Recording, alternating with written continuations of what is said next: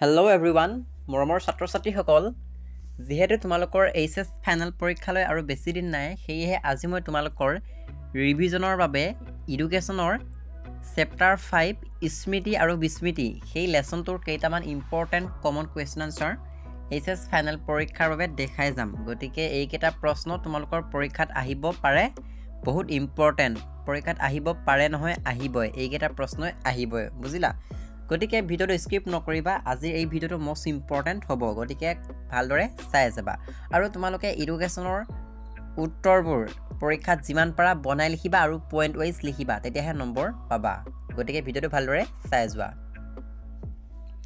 প্ৰথমতে তোমালোকে পৰীক্ষাৰ বাবে চাই যাবা স্মৃতি কাক বোলে আৰু বিস্মৃতি কাক বোলে কাৰণ পাঠটোৰ নামে হৈছে স্মৃতি আৰু বিস্মৃতি গতিকে স্মৃতি বিস্মৃতি সেই কনসেপ্টটো চাই গলে তাৰ পৰাই প্ৰশ্ন পৰীক্ষাত আহিব আৰু তুমি বনাই লিখিব পাৰিবা গতিকে কনসেপ্টটোৰ ওপৰত গুৰুত্ব দিবা গতিকে স্মৃতি কাক বোলে ইয়াত উত্তৰটো দিয়া আছে হা তোমালোকে চাই লবা ইয়াত উত্তৰটো ধুনীয়াকৈ দিয়া আছে স্মৃতি কাক বোলে আৰু স্মৃতিৰ এটা সংজ্ঞা পাৰিলে তুমি স্মৃতিৰ সংজ্ঞা এটা চাবা নোৱাৰিলে নাই কিন্তু স্মৃতি কাক বোলে সেই কনসেপ্টটো তুমি শিকি যাবা তেতিয়াহে পৰীক্ষাত প্ৰশ্ন আহিলে বনাই লিখিব পাৰিবা গতিকে স্মৃতি কাক বোলে মই থুলমূলকৈ এতিয়া তোমালোকক এক্সপ্লেইন কৰি দিম গতিকে ভিডিওটো ভালদৰে চাই যোৱা স্মৃতি বুলি থকা এই শব্দটো আমি ব্যৱহাৰ কৰি থাকো নিশ্চয় তোমালোকে জানা স্মৃতি মানে কি অৰ্থাৎ অতীতত যিবোৰ কথা আমি শিকিলো মানে হা আমি কিবা এটা কথা শিকিলো কালি সেই কথাখিনি আমি আজি আমাৰ মানে মনত পৰিল আমি মানে মনলৈ আনিব পাৰিছো সেইটো হৈছে স্মৃতি অৰ্থাৎ কালি যিটো ঘটনা হৈ গল সেই ঘটনাটো আজি যদি আমি মনত পেলাব পাৰো তাকে কোৱা হয় স্মৃতি গতিকে স্মৃতি কাক বোলে আমি কেনেকৈ লিখিম অতীতত লাভ কৰা অভিজ্ঞতাসমূহ বৰ্তমান সময়ত প্ৰয়োজন সাপেক্ষে যেতিয়া আমি চেতন মনলৈ আনিব পাৰো তাকে স্মৃতি বুলি কোৱা হয় গতিকে স্মৃতি কাক বোলে স্মৃতিৰ মানে কাক বোলে এই উত্তৰটো আমি এনেকৈ লিখিব পাৰো গতিকে তোমালোকে যেনেকৈ পাৰা তেনেকৈ লিখিবা মই বুজাবৰ বাবে তোমালোকক এই আনসাৰটো ক'লো গতিকে স্মৃতি কাক বোলে তোমালোকৰ কিতাপত বিভিন্ন ধৰণে আছে গতিকে যোনটোৱে তোমালোকে সহজ পোৱা সেইটোৱে লিখিবা গতিকে মই যেটো ক'লো এটোৱে সহজ হয় যে স্মৃতি কাক বোলে উত্তৰটো হ'ব অতীতত লাভ কৰা অভিজ্ঞতাসমূহ বৰ্তমান সময়ত প্ৰয়োজন সাপেক্ষে যেতিয়া আমি আমাৰ চেতন মনলৈ আনিব পাৰো তাকেই স্মৃতি বুলি কোৱা হয় এইটো আনসাৰ লিখিলে তোমালোকে 1 নম্বৰ পাই যাবা গতিকে স্মৃতি কাক বোলে কনসেপ্টটো নিশ্চয় বুজি পালা এইটো কনসেপ্ট তোমালোকে শিকি যাবা আৰু স্মৃতিৰ বিপৰীত অৰ্থ হৈছে বিস্মৃতি মানে জানাই পাহৰণি তাৰ পিছত চাই যোৱা স্মৃতিৰ বৈশিষ্ট্য কেইটা তোমালোকে মনত ৰাখিবা এডুকেশ্যনৰ বৈশিষ্ট্য আৰু উদ্দেশ্য যিমানবোৰ আছে একেই হয় যদি তোমালোকে বৈশিষ্ট্যবোৰ চাই যোৱা তেনেহলে পৰীক্ষাত যদি উদ্দেশ্য আহি যায় সেই বৈশিষ্ট্য কেইটা লিখি দিলে তোমালোকৰ আনসাৰটো কাৰেক্ট হ'ব গতিকে এটো ইম্পৰ্টেন্ট কোৱেশ্যন হয় হা 2 নম্বৰ বাবে আহিব পাৰে যে স্মৃতিৰ দুটা বৈশিষ্ট্য লিখা গতিকে স্মৃতিৰ বৈশিষ্ট্য ধুনীয়াকৈ দিয়া আছে পইণ্ট ওয়াইজ গতিকে তোমালোকে এই পইণ্ট কিটা লিখিবা লগতে 1 লাইন বা 2 লাইন ধুনীয়াকৈ বনাই এক্সপ্লেইন কৰি দিবা তেতিয়া নম্বৰ পাই যাবা তোমালোকে মনত ৰাখিবা এডুকেশ্যনৰ পইণ্ট ওয়াইজ লিখিব লাগিব 3 নম্বৰ প্ৰশ্নটো বহুত ইম্পৰ্টেন্ট হয় প্ৰশ্নটো হ'ল স্মৃতি প্ৰক্ৰিয়াত অন্তৰ্ভুক্ত পৰ্যায়সমূহ আলোচনা কৰা এটো বহুত ইম্পৰ্টেন্ট হয় আৰু এইটো প্ৰশ্ন ফাইনেল পৰীক্ষাত বহুবাৰ আহিছে আৰু তোমালোকৰ এইবাৰ পৰীক্ষাটো আহিব এইটো প্ৰশ্ন যদিহে প্ৰশ্নটো আহে পৰীক্ষাত এই প্ৰশ্নটোকে কিন্তু বনাই দিব ইয়াত দিছে স্মৃতি প্ৰক্ৰিয়াত অন্তৰ্ভুক্ত পৰ্যায়সমূহ আলোচনা কৰা তোমালোকৰ পৰীক্ষাত পৰ্যায় বুলি নিদিয়ে তোমালোকৰ পৰীক্ষাত প্ৰশ্নটো এনেকৈ দিব যে স্মৃতি প্ৰক্ৰিয়াৰ লগত জড়িত থকা চৰ্তসমূহ লিখা গতিকে তোমালোকৰ এডুকেশ্যনৰ বস্তুবোৰ বিভিন্ন ধৰণে দিয়ে প্ৰশ্নবোৰ বনাই দিয়ে গতিকে চৰ্ত বুলি দিব পৰ্যায় বুলি নিদি চৰ্ত বুলি দিব বা কাৰণ বা এনেকৈ বনাই দিব গতিকে তোমালোকে কনফিউজ নহবা একেই হয় বস্তুবোৰ একেই হয় গতিকে এই প্ৰশ্ন চৰ্ত বুলি দিব যে স্মৃতিৰ প্ৰক্ৰিয়াৰ লগত জড়িত থকা চৰ্তসমূহ লিখা গতিকে ইয়াত 4টা চৰ্ত আছে যেনে শিক্ষণ সংৰক্ষণ পুনঃস্মৰণ আৰু প্ৰত্যাবিজ্ঞা এনেকৈ আছে হা তোমালোকৰ 4টা কিতাপত আছে আৰু তোমালোকে যদি এইকেইটা ভুলকৈ লিখা মানে খেলিমেলিকৈ লিখা তোমালোকক নম্বৰ নিদিব অৰ্থাৎ কাটি দিব প্ৰথমটো হ'ল শিক্ষণ মানে তোমালোকে জানা শিক্ষণ মানে হৈছে শিক্ষা কাৰ্য হা গতিকে সেইটো তুমি বনাই লিখিব পাৰিবা সংৰক্ষণ মানে হৈছে জমা কৰি ৰখা গতিকে আমি যিখিনি কথা শিকিলো সেইখিনি আমি যেতিয়া জমা কৰি ৰাখিম তাকে সংৰক্ষণ বুলি কোৱা হয় প্ৰথমতে লিখিব লাগিব শিক্ষণ বা অভিজ্ঞতা আৰু 2 নম্বৰতে লিখিব লাগিব সংৰক্ষণ আৰু 3 নম্বৰতে লিখিব লাগিব পুনঃস্মৰণ পুনঃস্মৰণ মানে কি মানে আমি কালি যিখিনি কথা শিকিলোঁ সেই কথাখিনি আকৌ যেতিয়া আমি পুনৰবাৰ যেতিয়া আমি মনলৈ আনিম সেইটো হৈছে পুনঃস্মৰণ অৰ্থাৎ স্মৃতি আৰু পুনঃস্মৰণ একে হয় তোমালোকে মনত ৰাখিবা পুনঃস্মৰণ লিখিব লাগিব 3 নম্বৰতে তাৰপিছত লিখিব লাগিব প্ৰত্যাভিজ্ঞা যদিহে লিখা প্ৰত্যাভিজ্ঞা সেইটো 4 নম্বৰত লিখিব লাগিব গতিকে এইটো মোষ্ট ইম্পৰ্টেণ্ট হয় ফাইনেল পৰীক্ষাত আহিব হা তোমালোকে চাই যাবা তাৰপিছত তোমালোকে আৰু চাব লাগিব মই কৈ আছোঁ বিস্মৃতিৰ ওপৰত চাব লাগিব হা এইটো প্ৰশ্ন ইম্পৰ্টেণ্ট হয় 5 নম্বৰটো ভাল স্মৃতিৰ লক্ষণসমূহ বৰ্ণনা কৰা পৰীক্ষাত ভাল স্মৃতি বুলি নিদি তোমাক উত্তম স্মৃতি বুলি দিব পাৰে যে উত্তম স্মৃতিৰ লক্ষণসমূহ লিখা বা ভাল স্মৃতিৰ লক্ষণসমূহ লিখা লক্ষণ বুলি নিদি প্ৰশ্নটো বেলেগকৈ দিব পাৰে গতিকে আনসাৰ কিন্তু একেটাই হ'ব উত্তৰটো ধুনীয়াকৈ ইয়াত পইণ্ট ৱাইজ দিয়া আছে তোমালোকে ধুনীয়াকৈ লিখিবা ইয়াত যেনেকৈ আছে আনসাৰটো তেনেকৈ লিখিব নালাগে হা তোমালোকে পইণ্টটো লিখি ধুনীয়াকৈ 1 লাইন বা 2 লাইন বনাই দিবা তাৰপিছত 6 নম্বৰো তোমালোকে পঢ়িব নালাগে পৰীক্ষাত নাহে এইটো হা তাৰপিছত মই কৈ আছোঁ যিকেইটা কৈ গৈছোঁ তোমালোকে সেইকেইটা চাই গ'লে নম্বৰ পাবা প্ৰতিৰূপ স্মৃতি কাক বোলে নালাগে এইটো প্ৰশ্ন ইম্পৰ্টেণ্ট নহয় তাৰপিছত বিস্মৃতি কাক বোলে এইটো ইয়াত উত্তৰটো ধুনীয়াকৈ দিয়া আছে তোমালোকে চাবা সাধাৰণতে স্মৃতিৰ বিপৰীত অৰ্থ হৈছে বিস্মৃতি অৰ্থাৎ বিস্মৃতি মানে হৈছে পাহৰণি উত্তৰটো আমি এনেকৈ লিখিম যে অতীতত লাভ কৰা অভিজ্ঞতাসমূহ বৰ্তমান সময়ত আমি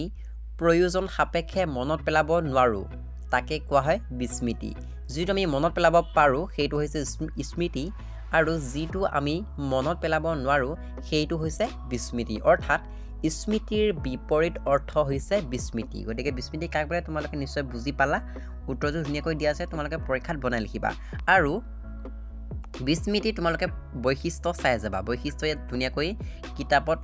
সহজকৈ দিয়া আছে ইয়াতো দিয়া আছে তোমালোকে বিস্মৃতিৰ বৈশিষ্ট্য দুটা চাই যাবা বহুত ইম্পৰ্টেণ্ট হয় তাৰপিছত আৰু মই কৈ আছোঁ কোনটো প্ৰশ্ন তোমালোকৰ ফাইনেল পৰীক্ষাৰ বাবে ইম্পৰ্টেণ্ট হ'ব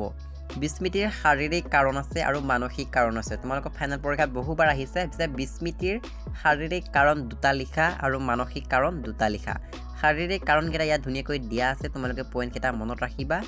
আৰু বিস্মৃতিৰ মানসিক কাৰণকেইটাও পৰীক্ষাত দিয়া আছে তোমালোকে মনত ৰাখিবা মোষ্ট ইম্পৰ্টেণ্ট হয়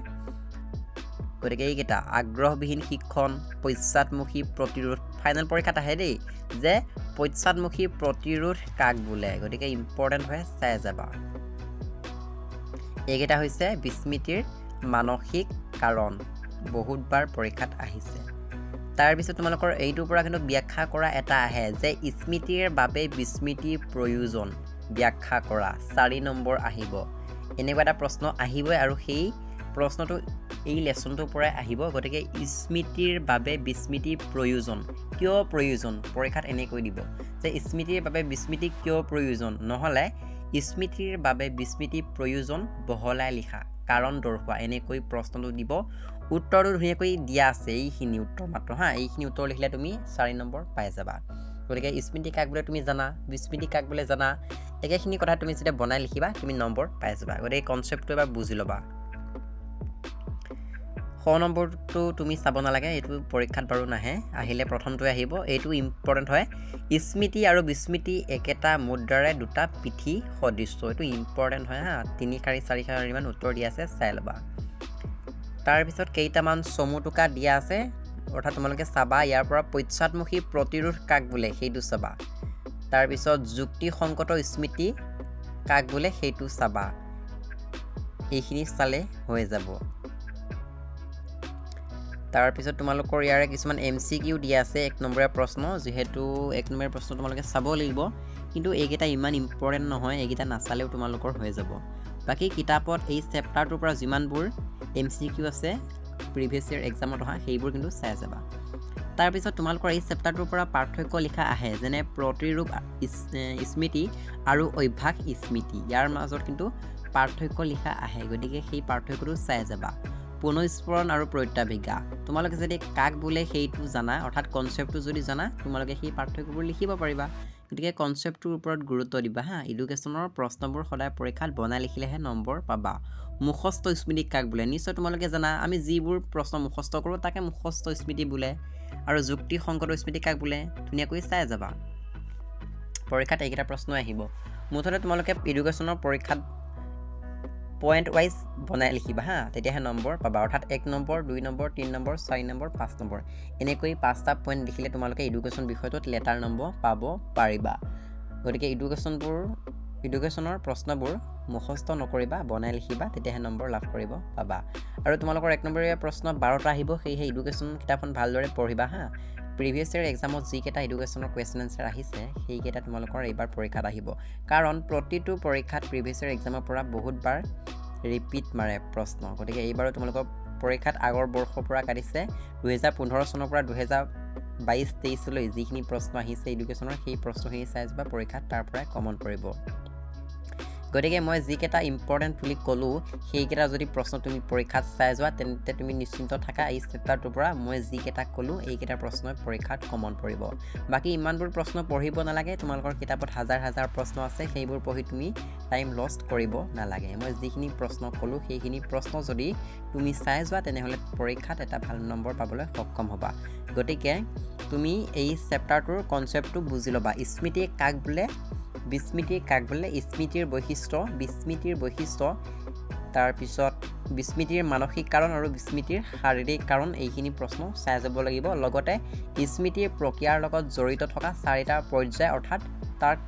শৰ্ত বুলিও দিব পাৰে এইখিনি প্ৰশ্ন যদি তুমি চাই যোৱা এই চেপ্টাৰটোৰ পৰা কিন্তু তোমালোকৰ 8 বা 10 নম্বৰ আহিব গতিকে সেই 10 নম্বৰ লাভ কৰিব পাৰিবা গতিকে ভিডিওটো কেনে লাগিলে কমেন্ট এটা কৰি জনাবা তোমালোকে কমেন্ট কৰিলেহে মোৰ ভিডিও দিবলৈ মন যাব আৰু এডুকেশ্যনৰ আৰু কোনটো চেপ্টাৰ লাগে কমেন্ট কৰি জনাবা তেতিয়াহে মই জানিম বুজিলা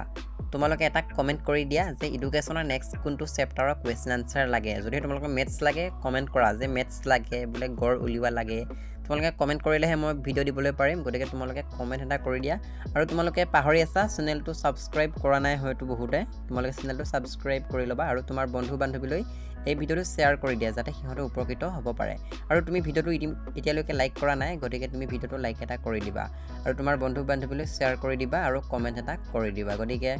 আজি ভিডিওটো ইমানতে সামৰণি মাৰিলোঁ গতিকে